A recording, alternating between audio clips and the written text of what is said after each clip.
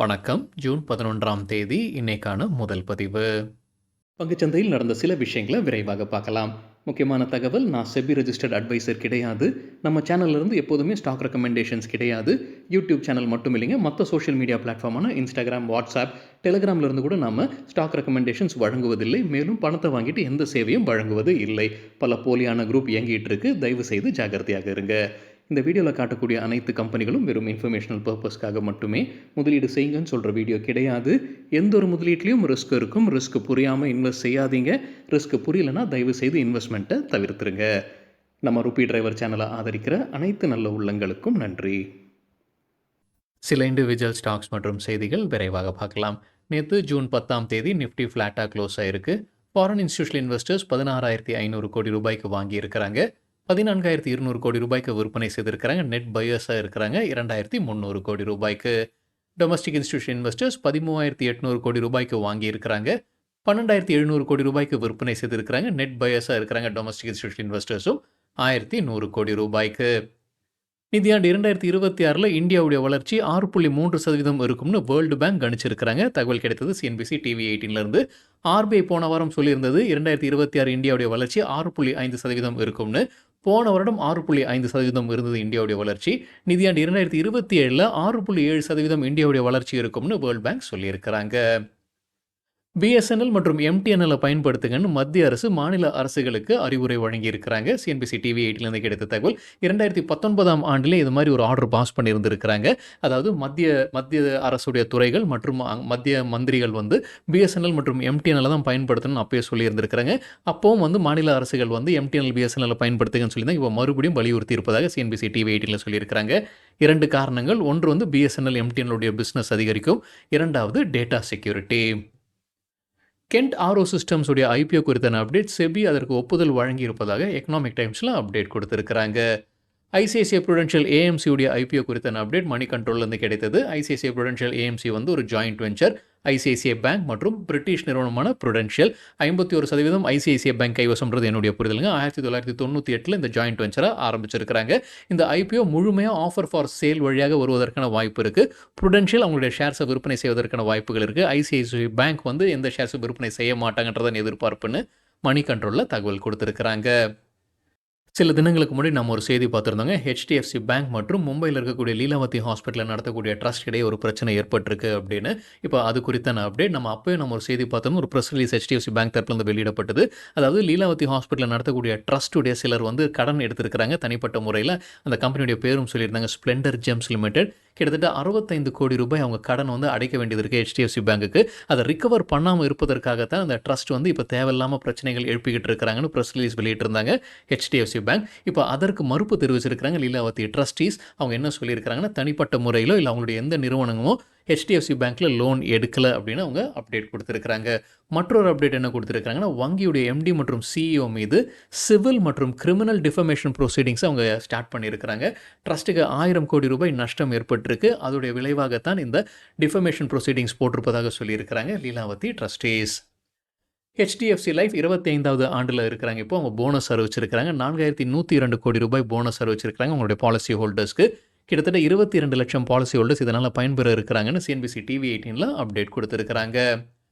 HDFC bank அவங்களுடைய fixed deposit மற்றும் savings அக்கௌண்ட்டுடைய interest ரேட்டை குறைச்சிருக்கிறாங்க. சிஎன்பிசி டிவி 18லேருந்து கிடைத்த தகவல். ஜூன் 10ஆம் தேதியிலிருந்து இது நடைமுறைப்படுத்தி இருக்கிறாங்க. எஃப்டிஸ் 2 கோடி ரூபாய்க்கு குறைவாக எஃப்டி போடும்போது அப்படி மேக்ஸிமம் கிடைக்கக்கூடிய வட்டி 7.25%. மற்றது எல்லாமே 3லிருந்து 7.2% இருக்குது. சீனியர் சிட்டிசன்ஸ்க்கு இதை காட்டிலும் அதிகமாக கிடைக்கும், கொஞ்சம் அதிகமாக கிடைக்கும். சேவிங்ஸ் அக்கௌண்ட்டுக்கும் இப்போ குறைச்சிருக்கிறாங்க. சில சேவிங்ஸ் அக்கௌண்ட்டுக்கு 3.5% வட்டி கொடுத்துட்டு இருந்திருக்கிறாங்க. அதை 3% கொடுக்குறாங்க. இப்போ எந்தெந்த அக்கௌண்ட்டுக்கு 3.5%னா 50 லட்சம் ரூபாய்க்கு மேலே பேலன்ஸ் வைக்கக்கூடிய அக்கௌண்ட்டுக்கு 3.5 இருந்தது.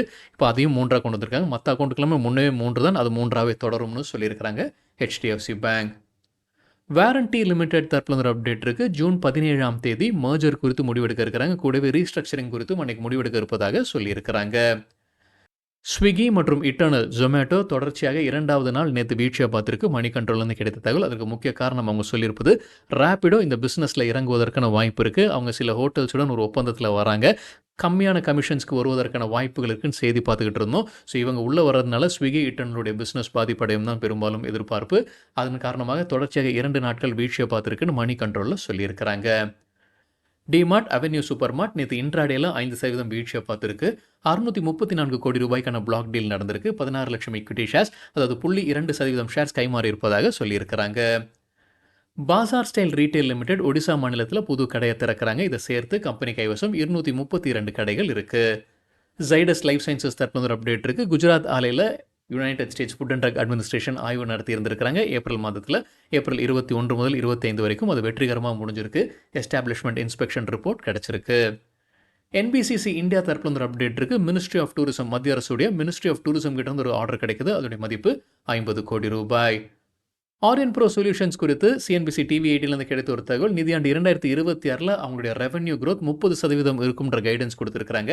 கடந்த 4-5 ஆண்டுல 34லிருந்து 35% இருக்கு அவங்களுடைய ரெவன்யூ growth. இன்ட்ரார்க் பில்டிங் சொல்யூஷன்ஸ் தரப்புல ஒரு அப்டேட் இருக்கு. அவங்களுக்கு ஒரு ஆர்டர் கிடைக்குது. 45 கோடி ரூபாய்க்கான ஆர்டர். யார்கிட்ட இருந்து சொல்லல, ஆட்டோமொபைல் ஒரிஜினல் எக்யூப்மெண்ட் மேனுஃபேக்சரர்னு மட்டும்தான் சொல்லியிருக்கிறாங்க.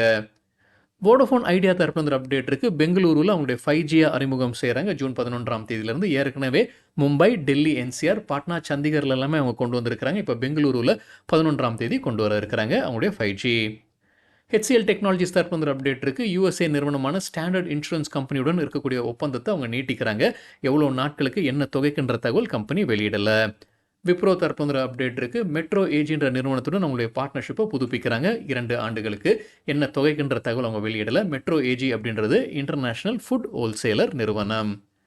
எஸ்ஐஎஸ் லிமிடெட் பைபேக்கான லெட்டர் ஆஃப் ஆஃபர் வெளியிட்டிருக்கிறாங்க. ரெக்கார்ட் டேட் ஜூன் 6ஆம் தேதி. அது முன்னவே சொன்னதான். இப்போ புது அப்டேட் என்னன்னா, பைபேக் எப்போ ஓப்பன் ஆகுது? ஜூன் 12ஆம் தேதி. எப்போ முடிவுக்கு வருது? ஜூன் 18ஆம் தேதி. ரிசர்வ்ட் கேட்டகரியில் வரக்கூடிய ஷேர் ஹோல்டர்ஸ் கிட்ட இருந்து 117 ஈக்விட்டி ஷேர்ஸை திரும்ப பெறாங்க. 535 ஈக்விட்டி ஷேர்ஸ் வைத்திருந்தா ரெக்கார்ட் டேட் படி. அதே போல் ஜென்ரல் கேட்டகரியில் வரக்கூடிய ஷேர் ஹோல்டர்ஸ் கிட்ட இருந்து ஒரு ஈக்விட்டி ஷேரை திரும்ப பெறாங்க. 45 ஈக்விட்டி ஷேர்ஸ் வைத்திருந்தா ரெக்கார்ட் டேட் படி. பைபேக்னா என்ன அப்படின்னு நம்ம வேறொரு வீடியோவில் டீட்டெயில்டாக பேசியிருக்கோம். அதே போல் இந்த ரிசர்வ்ட் கேட்டகரினா என்ன, ஜென்ரல் கேட்டகரினா என்ன, இந்த பைபேக் ரேஷியோனா என்னெல்லாம் நம்ம வேறொரு வீடியோ டீட்டெயிலாக பேசியிருக்கோம். இந்த பைபேக் ரேஷியோ முன்கூட்டியே கணிக்க முடியுமானோ அந்த வீடியோவில் பேசியிருக்கோம். இந்த 2 வீடியோட லிங்க்கும் இந்த வீடியோட டிஸ்கிரிப்ஷனில் இருக்குது. லார்சன் அண்ட் டியூப்ரோக்கு ஒரு மேஜர் ஆர்டர் கிடைச்சிருக்கு. அவங்களுடைய பவர் டிரான்ஸ்மிஷன் மற்றும் டிஸ்ட்ரிபியூஷன் பிஸ்னஸ் கீழே, ஒன்று ஆந்திர பிரதேஷ் மாநிலத்தில், மற்றொன்று மிடில் ஈஸ்டில். கம்பெனி மேஜர் ஆர்டர்னு சொன்னாங்கன்னா அதோடைய மதிப்பு 5000 முதல் 10,000 கோடி ரூபாய் இடையே இருக்கலாம். ஏஷியன் பெயிண்ட்ஸ் குறித்து மார்கன் ஸ்டான்லிக்கு சொல்லியிருப்பது, அவங்க டார்கெட் ப்ரைஸை குறைச்சிருக்கிறாங்க. முன்ன சொன்னது 2126, புது டார்கெட் 1909 ரூபாய். கிட்டத்தட்ட 15% விழுவதற்கான வாய்ப்பு இருக்குன்னு கருதுறாங்க. அதே போல் சிஎல்எஸ்ஐ கொடுத்துருக்கிற டார்கெட் 1966 ரூபாய். எலாரா கேபிட்டல் கொடுத்துருக்கிற டார்கெட் ஏஷியன் பெயிண்ட்ஸ்க்கு 1940 ரூபாய். பாரஸ் டிஃபென்ஸ் ஸ்டாக் ஸ்பிளிட்டுக்கான ரெக்கார்ட் டேட்டை அறிவிச்சிருக்கிறாங்க. ஜூலை 4ஆம் தேதி ரெக்கார்ட் டேட். ஸ்டாக் ஸ்பிளிட் வந்து 1:2 ரேஷியோவில் ஸ்டாக் ஸ்பிளிட் ஆகுது. ஏப்ரல் மாதத்தில் அறிவிப்பு வந்தது. அதற்கான ரெக்கார்ட் டேட் இப்போ சொல்லியிருக்கிறாங்க ஜூலை 4ஆம் தேதி. டெக்ஸ்மேக்கோ ரயிலுக்கு ஒரு ஆர்டர் கிடைக்குது. Mumbai railway Vikas corporation limited கிட்டேருந்து 44 கோடி ரூபாய்க்கான ஆர்டர் இது. பாப்புலர் வெஹிக்கிள்ஸ் அண்ட் சர்வீசஸ் தரப்புல வந்து அப்டேட் இருக்குது. அவங்கள மாருதி சுசுகி இந்தியாவுடைய ட்ரூ வேல்யூ அவுட்லெட் அவங்க திறக்கிறாங்க பெங்களூரில். இதோடைய ஆப்ரேஷன்ஸ் ஆகஸ்ட் 2025 இருக்கும்னு சொல்லியிருக்கிறாங்க. Popular vehicles and services. Remsons industries தரப்புல வந்து அப்டேட் இருக்குது. 12 கோடி ரூபாய்க்கான ஆர்டர் கிடைக்குது. யார்கிட்ட இருந்து சொல்லலை. இது ஜெர்மன் மல்டி பிராண்ட் OEM மட்டும்தான் சொல்லியிருக்கிறாங்க. ஒரிஜினல் எக்யூப்மெண்ட் மேனுஃபேக்சரர் தான் சொல்லியிருக்கிறாங்க. வேவ் ஸ்ட்ராட்டஜி அட்வைசர்ஸ் சில ஸ்டாக் ரெக்கமெண்டேஷன்ஸ் கொடுத்துருக்காங்க. மணி கண்ட்ரோல்லேருந்து கிடைத்த தகவல். ராம்கோ சிமெண்ட்ஸ்க்கு buy recommendation. Target 1110, 1150. Stop loss 1025. எம்ஃபசிஸ்க்கு buy recommendation. Target 2795, 2900. Stop loss 2575. கிரைசலுக்கு buy recommendation. Target 5810, 6095. Stop loss 5260. Oriental carbon and chemicals நேற்று நல்லா பர்ஃபார்ம் பண்ணியிருந்திருக்கிறாங்க. 20% அதிகரித்தது. பேங்க் ஆஃப் அமெரிக்கா ஷேர்ஸை வாங்கியிருக்கிறாங்க. 53,428 ஈக்விட்டி ஷேர்ஸ். ஒரு ஷேர் விலை $289.53 வாங்கியிருக்கிறாங்க. ஒட்டுமொத்தமாக 1.5 கோடி ரூபாய்க்கு ஷேர்ஸை வாங்கியிருக்கிறாங்க பேங்க் ஆஃப் அமெரிக்கா. கோஃபோஜுக்கு JP மார்கன் தொடர்ந்து ஓவர் வெயிட் ரேட்டிங் கொடுத்துருக்காங்க. எதிர்பார்க்குற டார்கெட் 2080. தற்போதைய லெவலிருந்து 14% அதிகரிப்பதற்கான வாய்ப்பு இருக்குது. மேனன் பேரிங்ஸ்க்கு புது ஆர்டர் கிடைச்சிருக்கு. USA நிறுவனமான ஆலிசன் டிரான்ஸ்மிஷன் கிட்டேருந்து. அதோடைய மதிப்பு ஆண்டிற்கு $3.73 மில்லியன் மதிப்பிற்கான ஆர்டர் இது. சொலாரியம் கிரீன் எனர்ஜி தரப்புல ஒரு அப்டேட் இருக்குது. ஏற்கனவே அவங்க ரூஃப் டாப் சோலார் ப்ராஜெக்ட்ஸில் இருக்கிறாங்க இந்தியாவில். இப்போ அவங்க மறுபடியும் சோலார் மாடியூல்ஸ் உற்பத்தியில் இறங்க இருப்பதாக சொல்லியிருக்காங்க. புது டெக்னாலஜியை பயன்படுத்தி அதிக உற்பத்தி திறனில் அவங்க மறுபடியும் வராங்க. குஜராத்தில் அவங்களுடைய ஆலை அமைக்கிறாங்க. 70 கோடி ரூபாய் இதற்காக முதலீடு செய்ய இருப்பதாக சொல்லியிருக்கிறாங்க. Solarium green energy. முரே ஆர்கனைசர் ஒரு penny stock pharmaceutical company. CNBC TV 8 கிடைத்த ஒரு தகவல். அவங்களுடைய புது ஆக்ரி கமாடிட்டி டிவிஷனுக்கு 297 கோடி ரூபாய்க்கான ஆர்டர் கிடைச்சிருக்கு. பிவிஆர் ஐநாக்ஸ் குறித்து சிஎன்பிசி டிவி 8 கிடைத்த ஒரு தகவல். கேரளா ஹைகோர்ட்டில் ஒரு பப்ளிக் இன்ட்ரெஸ்ட் லிட்டிகேஷன் ஃபைல் பண்ணப்பட்டிருக்கு. அவங்களுடைய டிக்கெட் விலையை கண்டமணி ஏற்றுறாங்க. அது சம்பந்தமாகத்தான் இப்போ வழக்கு பதிவு செய்யப்பட்டிருக்கு. ஜூலை 1ஆம் தேதி இதற்கான ஹியரிங் இருக்கும்னு சொல்லியிருக்கிறாங்க சிஎன்பிசி டிவி 8. ஏற்கனவே சில மாநிலங்களில் வந்து இந்த டிக்கெட் ப்ரைஸஸ்க்கு எல்லாமே, இந்த மூவி டிக்கெட் ப்ரைஸஸ்க்கு எல்லாமே ஒரு கேப் இருக்குது. ஆந்திர பிரதேஷ், தெலுங்கானா, கர்நாடகா, தமிழ்நாட்டில் எல்லாமே மேக்ஸிமம் கேப் இருக்குது. அதுபோல் ஏதாவது அங்கேயும் கொண்டு வருவதற்கான வாய்ப்பு இருக்குது அப்படின்ற மாதிரி சொல்லியிருக்கிறாங்க. ஸோ ஜூலை 1ஆம் தேதி அது குறித்தான ஹியரிங் இருக்குன்னு சிஎன்பிசி டிவி 18 அப்டேட் கொடுத்துருக்குறாங்க. மாருதி சுசுகி குறித்து எக்கனாமிக் டைம்ஸ்லேருந்து கிடைத்த ஒரு தகவல். அவங்க எலக்ட்ரிக் வாகனத்துடைய உற்பத்தியை குறைக்கிறாங்க. அதற்கு முக்கிய காரணம் இந்த ரேர் எர்த் கிடைக்காம இருக்கிறதுனால தான் சைனா புது கட்டுப்பாடுகளை விதிச்சிருந்திருக்கிறாங்க. இந்திய அரசாங்கமும் வேறு 5 நாடுகளுடன் பேச்சுவார்த்தையில் இருக்கிறாங்கன்ற தகவல் நம்ம பார்த்தோம். அந்த சப்ளை செயினை கண்டினியூ பண்ணுறதுக்காக இப்போ மாருதி சுசுகி வித்தாருடைய உற்பத்தியை குறைக்கிறாங்க. ஏப்ரல்லேருந்து செப்டம்பர் வரைக்கும் அவங்க முன்ன சொன்னது 26,500 வாகனங்களை உற்பத்தி செய்ய போகிறதாக இப்போ அதை 8,200 குறைச்சிருக்கிறாங்க. முழு ஆண்டிற்கு அவங்க சொல்லியிருந்தது 67,000 மணிக்கும் கரெக்டு தாங்க, 67,000 எலக்ட்ரிக் வாகனங்களை அவங்க உற்பத்தி செய்ய போகிறதாக. அதில் எந்த மாற்றமும் இல்லை. இப்போதைக்கு குறைக்கிறாங்க. ஆனால் முழு ஆண்டில் அடுத்தடுத்த மாதங்களுடைய ப்ரொடக்ஷன்ஸில் அதிகரித்து அந்த முழு ஆண்டிற்கு 67,000 இலக்கை எட்டப்படும்ன்ற மாதிரி மாருதி சொல்லியிருக்கிறாங்க. தகவல் கிடைத்தது எக்கனாமிக் டைம்ஸ்லேருந்து. ஹெச்டிஎஃப்சி செக்யூரிட்டி சில ஸ்டாக் ரெக்கமெண்டேஷன்ஸ் கொடுத்துருக்காங்க. மணி கண்ட்ரோல்லேருந்து கிடைத்த தகவல். பிரிசம் ஜான்சனுக்கு buy recommendation, target 170, stop loss 138. நெல்கோக்கு buy recommendation, target 1100, stop loss 890. என்ஐஐடிக்கு buy recommendation, target 160, stop loss 134. LIC Q4 சில ஸ்டாக்ஸில் அவங்களுடைய ஸ்டேக்கை உயர்த்தி இருக்கிறாங்க. அந்த மாதிரி ஒரு 10 ஸ்டாக்குடைய பட்டியல் எக்கனாமிக் டைம்ஸில் கொடுத்துருக்காங்க. பத்தாஞ்சலி ஃபுட்ஸில் அவங்க 2.5% ஸ்டேக்கை உயர்த்தி இருக்கிறாங்க. டிசம்பர் மாத இறுதியில் 5.2% ஸ்டேக் வைத்திருந்திருக்கிறாங்க எல்ஐசி பத்தாஞ்சலி ஃபுட்ஸில். மார்ச் மாத இறுதியில் 7.7% உயர்த்தியிருக்கிறாங்க. ஸோ 2.5% உயர்த்தி இருந்திருக்கிறாங்க. சிஎஸ்சியில் 1.8% ஸ்டேக்கை உயர்த்தி இருக்கிறாங்க எல்ஐசி. டாடா கெமிக்கல்ஸ்லையும் 1.8%, 7.3%லேருந்து 9.1% உயர்த்தி இருக்கிறாங்க. கேபிஐடி டெக்னாலஜிஸில் புதிதாக ஷேர்ஸை வாங்கியிருப்பதாக எக்கனாமிக் டைம்ஸில் சொல்லியிருக்கிறாங்க. 1.3%. ஜிண்டால் ஸ்டெயின்லெஸ்லையும் புதிதாக வாங்கியிருக்காங்க சொல்லியிருக்காங்க. 1.2%. என்ஹெச்பிசியில் 1.2% ஸ்டேக் வாங்கியிருக்கிறாங்க. மார்ச் மாத இறுதியில் 5.2% ஸ்டேக் வைத்திருக்கிறாங்க. ஏஷியன் பெயிண்ட்ஸ்லையும் 1.1% ஸ்டேக்கை உயர்த்தி இருக்கிறாங்க. 7.2லேருந்து 8.3. ஏசிசியில் 6.6%லேருந்து 7.7% உயர்த்தி இருக்கிறாங்க. யூகோ பேங்க்கில் 1.2%லேருந்து 2.3% உயர்த்தி இருக்கிறாங்க LIC.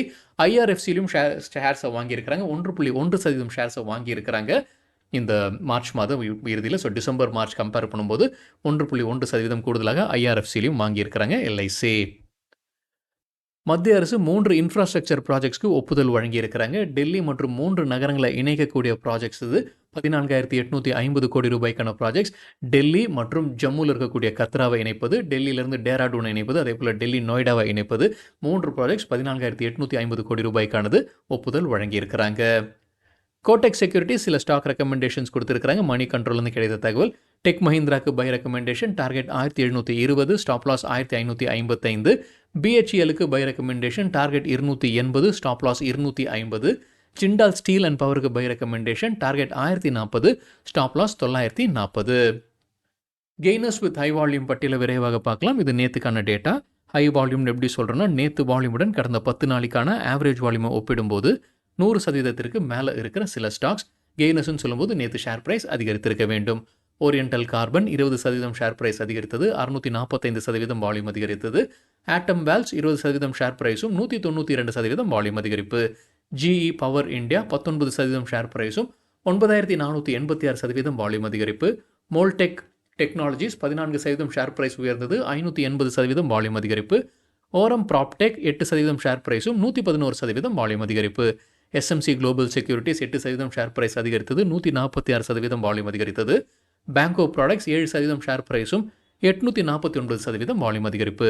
Adani power 6% share price உயர்ந்தது, 280% வால்யூம் அதிகரிப்பு. லூசர்ஸ் வித் ஹை வால்யூம் பட்டியலில் கோர் டிஜிட்டல் 10% வீழ்ச்சி, 2,580% வால்யூம் அதிகரிப்பு. அப்டவுன் 5% விழுந்தது, 276% வால்யூம் அதிகரிப்பு. டால்ஃபின் ஆஃப்ஷோர் 5% சரிந்தது, 684% வால்யூம் அதிகரிப்பு. ஹெர்குலஸ் ஹாயஸ் 5% வீழ்ச்சி, 1400% வால்யூம் அதிகரிப்பு. ராஜ்ரத்தன் கோல்ட் குளோபல் 4% விழுந்தது, 324% வால்யூம் அதிகரிப்பு. வெஸ்ட் லைஃப் ஃபுட்வேர்ல்ட் 4% வீழ்ச்சி, 215% வால்யூம் அதிகரித்தது. இந்தியன் பேங்க் 4% வீழ்ச்சி, 497% அதிகரித்தது வால்யூம். சக்தி பம்ப்ஸ் 3% வீழ்ச்சி, 2600% வால்யூம் அதிகரிப்பு.